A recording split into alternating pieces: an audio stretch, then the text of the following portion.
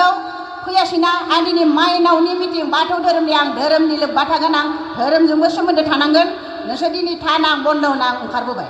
आं गाबोन माइनावफ्रा मा डिसिसन लायो मा थांखि लायो सोलोंथाइनि सायाव आं गाबोन नोंसोरनो खोन्थाफैगोन होनना बुंना फैदों आं गाबोन खोन्थागोन आं स्टुडेन्टनो साबायखर ओरैबायदि बुंदो स्टुडेन्टआ मोजां जा माइनावनि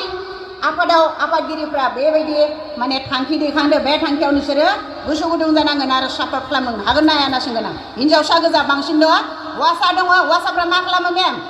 बेथिं आं बर्डआव फोरोंबाय थागोन ब्लेकबर्डआव मबाइला थुल'बाय थागोन सिङाव दा मबाइल थुल'बाय थायोबा आरो बे मबाइला बेगावसो आरो टिउसनाव मबाइलखौ लाबोनाङा बुंबाबो मानिया दा बेजों स्टुडेन्टआ बोरै फार्स्ट डिभिजन थांगोन बोरै सेकेन्ड डिभिजन थांगोन दा सोरबा गार्जेना बुजिया टिउसनाव फै आंनि गथ'खौ बोसोरसे फैसाया हानांबाय 5,000 गथ'आ फेल जाबाय कारना फोरोंबाय थानाय अबस्थायाव मबाइल सेरो न'आव गार्जेना फरायदोंना फराया नोजोर होआ टेबुलाव जना मबाइला गेम गेलेगोन बा माबा माबि बोनानै नायगोन बेफोरखौथ' बिसोरो केयार खालामा बेबायदि आरो बाथ्राया दा बेवहायनो जौ सेरेब लोंनायाबो बारानिफ्राय बारा जाबोबाय आरो फरायबोबाय थानाय लाइमोननि हाबा जानायखौबो माने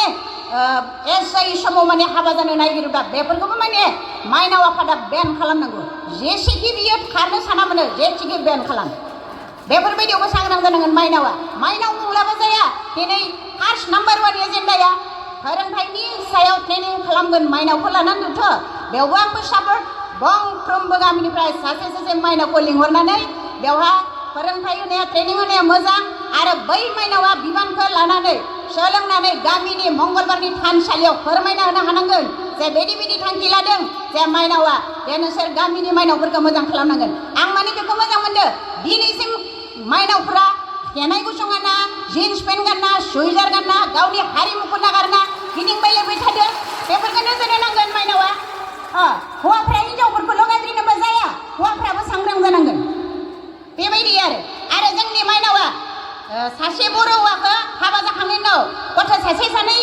हानानै गारनानै गुबुन हौवाजों खारफानायखौबो बन्द' खालामनांगोन माइनावा खिन्थु आंनावबो दङ काहिनिया आं बे स्ट'रिखौ आंनिखौ आं दिनै बुंलिया आंहाबो दुखु गोनां बेखाय आङो फोरमायनो गोसो जायो थेवबो आं दिनै धोरोमनि बेलायाव आं नाम्बार 2 एजेन्डा आरो बे जौ सेरेब लोंनायनि सायाव सावरायनाय एजेन्डा लानायनि सायाव बुंनो होननानै आं गसंदों नालाय आं बेखौ बुंलिया दा जोंनि भगतपारा बियामनि गोबां लिडार दङ उनथिंनो सानै दङ आब' सनाथि बिसोरो आंनि काहिनिखौ बुंगोन माबायदि आं लिरबाय खालामनानै दङ हरनि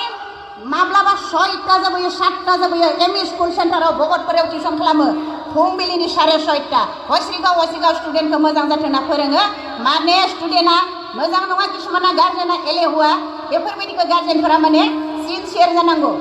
आरो आं गोबां बुंलिया जे आं बेखौनो लास्टआव बुंनो सानबाय लाइमोनफोरनि सायाव जौ सेरेब लोंनायनि सायाव सावरायनायाबो जानांगौ बयबो सापर्ट होनांगौ आरो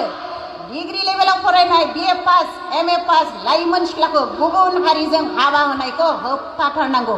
बेखिनियावनो बुंनानै आंनि दिनैनि जा बुंनाय बिबुंथिखौ आं दहाय आफा बोराइ बाथौनि दहाय लानानै एसेयावनो फोजोबनाय जाबाय खुलुमबाय।